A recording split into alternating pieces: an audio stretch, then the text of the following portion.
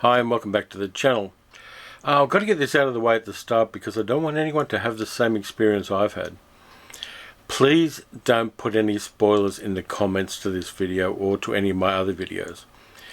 Somebody, when I said I was going to see No Time to Die, posted a spoiler about the ending of the film, which I saw without knowing it previously. And it cheesed me off. I blocked the person from the channel entirely. They can't see the channel anymore.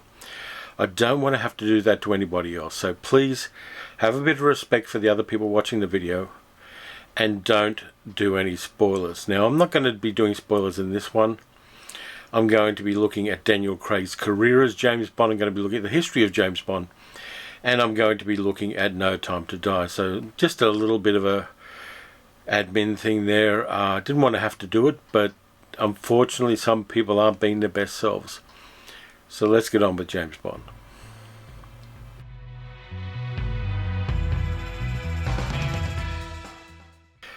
No Time to Die is the 25th canonical James Bond film and the 5th to star Daniel Craig as 007. And it blew me away. I'll give you that right at the start. Now, I've been a James Bond fan for a very, very long time. When I was a kid, I can remember sitting in the back seat of the car at a drive-in and watching Lotte Lenya punch Robert Shaw in the guts in From Russia with Love. So I go way back with this franchise. I read the books as soon as I could, and the lovely thing is that the paperbacks of Ian Fleming's original novels were crazily cheap to buy second hand when I was a kid. So I bought them and I read them, and I got immersed in the world of 007 quite early as the movies were rolling out. So let's look at the actual character of James Bond. The James Bond of the novels is very different from pretty much any of the movie interpretations we've got. If James Bond, the character as written by Ian Fleming, was alive now, he'd be 101 years old. He's a privileged white guy working for a fading empire in the middle half of the 20th century.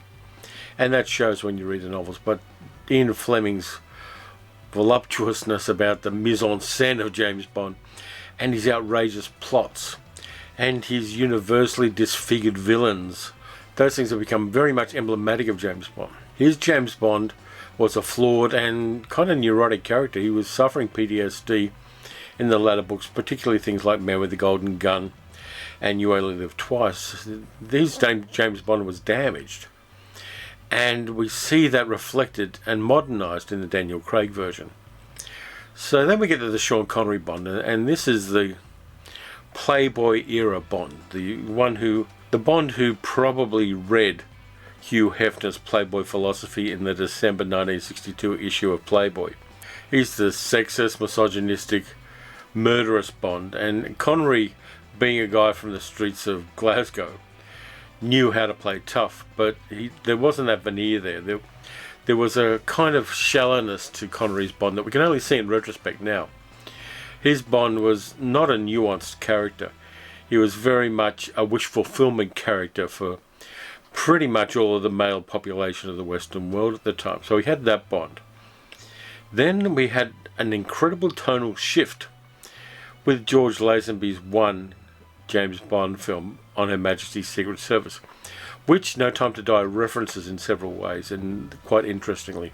His Bond was good looking, competent, and romantic. He was a Bond with a heart, and even though Lazenby wasn't a particularly gifted actor, he gave us a very different James Bond, and one which I would have liked to have seen more of, to be honest. I would have liked to have seen George Lazenby grow in the role, but his management advised him badly about that, and it never occurred. Then we got the return to a kind of facile Bond with Diamonds Are Forever. Then we got on to the worst James Bond there is. Roger Moore's James Bond was basically shallow, empty, not a lot of muscle tone, idiotic. I can't find enough bad words to say about Roger Moore's Bond. He played the role pretty much exactly the same as he played Simon Templar in the TV series The Saint. There's no nuance there. It's a kind of empty entertainment for the 1970s and 1980s. It really leaves any sense of reality, either about Bond or about his world. It's pure fantasy, it's pure entertainment of a type. but it doesn't have depth and doesn't have grounding in any form of reality whatsoever. Then we got Timothy Dalton, the underrated Bond. His Bond was close to the look of James Bond as he was in the novels. And his James Bond was tough, good-looking, competent. And those two movies he did, License to Kill and Living Daylights, were competent Bond films, and they were starting to show us the potential for Bond to be a more human character than we'd previously seen. And I like that. In some ways, it echoes slightly back to George Lazenby's Bond, but not entirely. And then we got Pierce Brosnan, again a guy who came from TV into the role. And his Bond, some people like. I think the movies are competent. I think some of the villains are good. I think some of the plotting is good. But again, we've got a James Bond who I can't see as a military man. I can't see him as a commander. I can't see him as somebody who goes through rigorous training and has the competence to kill. There's just a facileness to it, which became more and more ludicrous as time went on. Until we got to the era of invisible cars and kite surfing waves in the Arctic. That Bond is kind of its time, and I remember enjoying the films at the time, but looking at them after the Daniel Craig era, they are very much less than this one. And then suddenly 2006 Casino Royale landed, and we suddenly got a Bond that didn't necessarily look like the canonical James Bond, but he acted like it. He had the build of somebody who trained hard and had the physicality of it. In this early scenes in Casino Royale where he's running through the construction site after Sebastian Foucault, we see a tactical Bond. We see him not being as good a free runner as Sebastian Foucault, but who the hell is, but thinking his way through every obstacle in his path. And he relentlessly goes after his target. This is an updated version of the Bond novels. That Bond was smart. And we also, in an emotional sense, the James Bond we see at the start of Casino Royale was very much the Bond of the novels, and also Ian Fleming, who, like James Bond, tended to, during World War II and afterwards, restrict his love life to married women. And we get that wonderful line that Daniel Craig says to Eva Green. No, don't worry. You're not my type. Smart. Single. So we're getting nuances of Bond here already. And then we get the full-blown romance between Vesper and Bond. We get the torture things with Le Chiffre. And we get Bond healing from grievous wounds and falling in love and being betrayed. And as close as I can imagine, this is the Bond and the plot of Casino Royale, the original first James Bond novel, back in, I think, 1951. Daniel Craig grounds the character wonderfully. And as an actor, he nails it perfectly.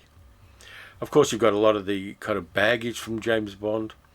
You've got the disfigured villain, which goes all the way through the 5 movies of Daniel Craig's tenure. You get less of a reliance on gadgetry. You get military technology, absolutely. It's all over the Craig Bond films. And you also get an exploration of Bond as a character.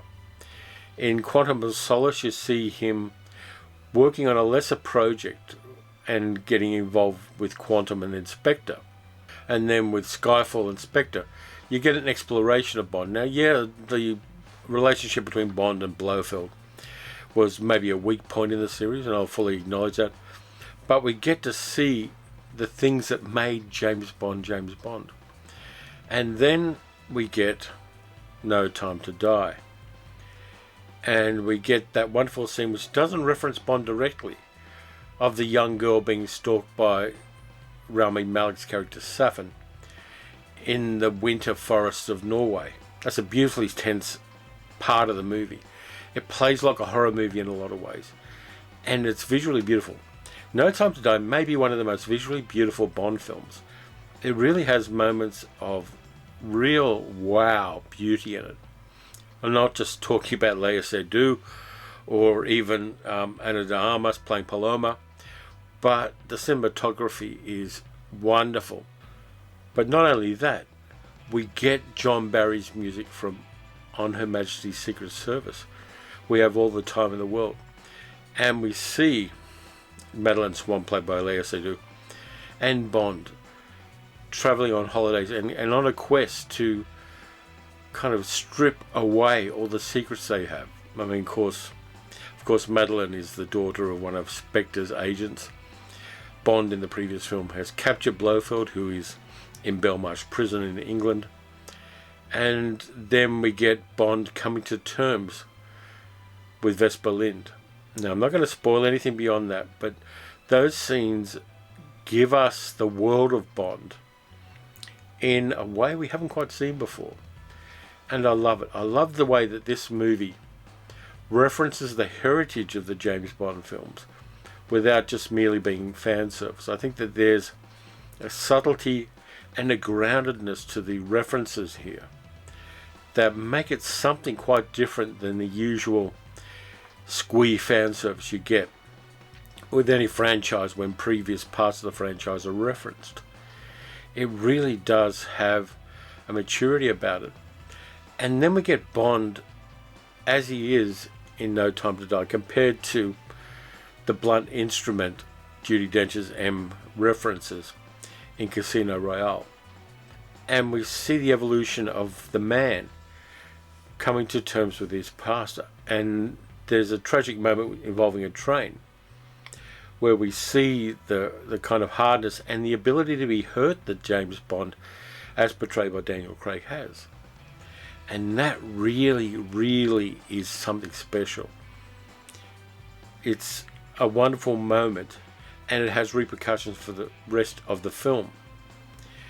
And then we get Saffin's weapon.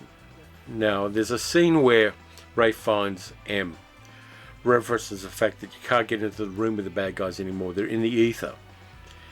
And Saffin's weapon that he uses against people is a weaponized DNA nanobot virus.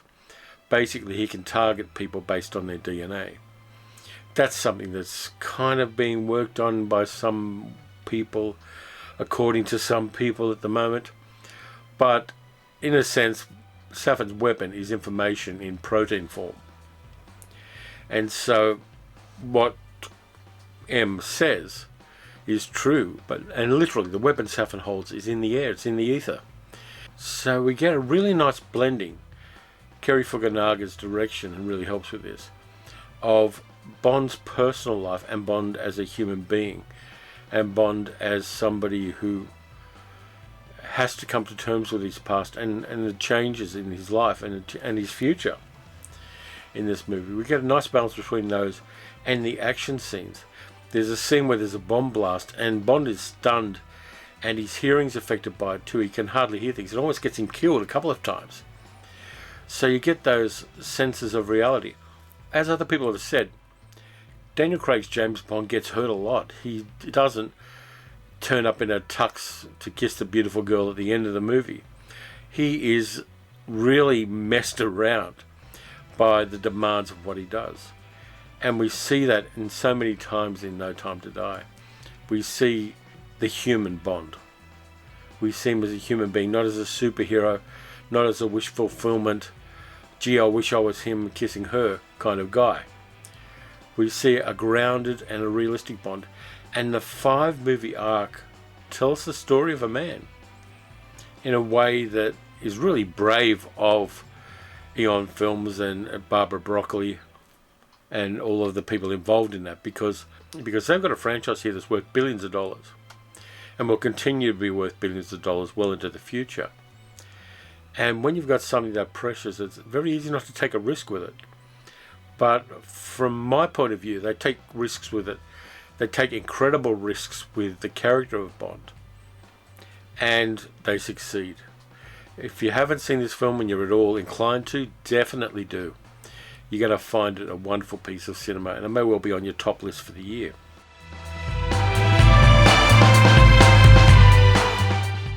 So here is what No Time to Die changes about the franchise. And the changes are kind of significant. First of all, anything can happen. They can retcon it and make it a 1950s and 1960s Bond. They can make of it what they will. I think that this movie opens up immense possibilities and challenges for Eon Films and the people making the James Bond films. The second thing that it changes is, from now on, anybody who plays James Bond has to be a superb actor. You can't just get a guy who was in Remington Steele and train him up for it. You can't just get a guy who did an ITV TV series and train him up for it. You've really got to get somebody who's got the chops from the word go and is willing to shed an image that they might already have in the public eye and become something extraordinary. That's going to be a hard one to cast. Casting the next James Bond is going to be crazily difficult. It's going to be Scarlett O'Hara level difficult. But I'm looking forward to see what happens. The third thing is all the roles need to be recast. I don't think you can have legacy characters with this James Bond in the future. I think that the characters you had with the Craig era are going to have to be who they were, and we're going to have to appreciate them as they are. I think every character in this future James Bond franchise is going to have to be somebody new and exciting in whatever roles they're doing. And that's something to look forward to as well. The next thing is, it's going to have to be grounded and realistic. I think that the Daniel Craig era of Bond has set the expectation that we're going to have somebody who lives in something at least adjacent to the real world to a certain extent. We can't just have bad puns every time somebody gets killed and a tuxedo underneath a wetsuit. You can't do that kind of stuff anymore. I think that is great. I think that as the James Bond series, which next year will have been 60 years of cinema, needs to make those changes, and there are things that were of their time and need to be discarded. The next thing they've got to do is acknowledge the complexity of the world. One of the issues they had in this movie, some of which was addressed by having Phoebe Waller-Bridge co-write the script, and I think that the bits I think are her additions really add to the series, or add to the movie. You're going to have to acknowledge the complexity of the world, and having a James Bond in a complex world where you've got to deal with insurrectionists at Capitol Hill on the American side of things, and the targeted and strategic buffoonery of Al Johnson, you're really going to have to kind of work out what Bond stands for. And if Scotland secedes from Britain, you're going to have to address the fact that Bond is Scottish. It's going to be an interesting time, and I think a Scottish James Bond who fights on the side of Scotland might be an interesting way of doing things. Yes, it'll piss off everybody south of Hadrian's Wall, but the rest of the world's going to go, wow, I'm on for this. I think that that's a possibility too, but the world is changing, and I think that we're going to have to see the way in which Bond's loyalties manifest change, and we already saw it a little bit in the last couple of Daniel Craig Bond films. But that complexity and that change in the world is going to be really, really interesting to see. So just to wind things up, I enjoyed No Time to Die a lot. I've seen it twice now, once on the big screen and once on a much smaller screen, this one in fact. And I enjoyed it a lot. I like the way that it honours the history of the franchise. I like Daniel Craig's last Bond film a lot. I like the characters. I like Jeffrey Wright playing Felix Leiter. Even though I didn't like him at the start, I kind of understood M as played by Ralph Fiennes. I like Léa Seydoux. I think she's a better actor than when she was first in the James Bond film. And apparently she's doing some really interesting things in France as well as an actress. And also Ana de Armas playing Paloma, who is a breath of fresh air at a place in the movie where things could have just been a little bit too serious. She really does give us an interesting character there as well. So yeah, see it if you're into James Bond films. A lot of people have criticised the film for not being a 1970s Roger Moore joint, or maybe a 1990s Pierce Brosnan one. But it is the future. We're living in the future. It's 2021, for fuck's sake.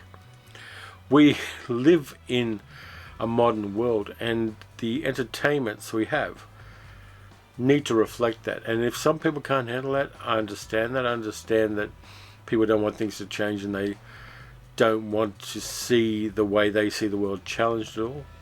And fair enough, that's them. But I think that to not open yourself to these changes is increasingly going to limit what you can enjoy in cinema. And that's a bloody pity. Anyway, thank you very much for watching. If you enjoyed the video, please consider liking, subscribing and leaving a comment. And you can also support the channel at patreon.com/paleocinema. Now, very soon I'm going to be doing another live stream if people are interested in that. It's going to be an additional video to the usual schedule. And I will put in the community tab when that's happening. I've just got to kind of negotiate a couple of things. The other thing too is this weekend I find out whether I won the William Matling Jr. Award. So that's being announced on Saturday. So I'll let you know whether I do or not. And if I don't, I will link to the person who did win, so you can give them a little bit of love as well. So anyway, look after yourselves.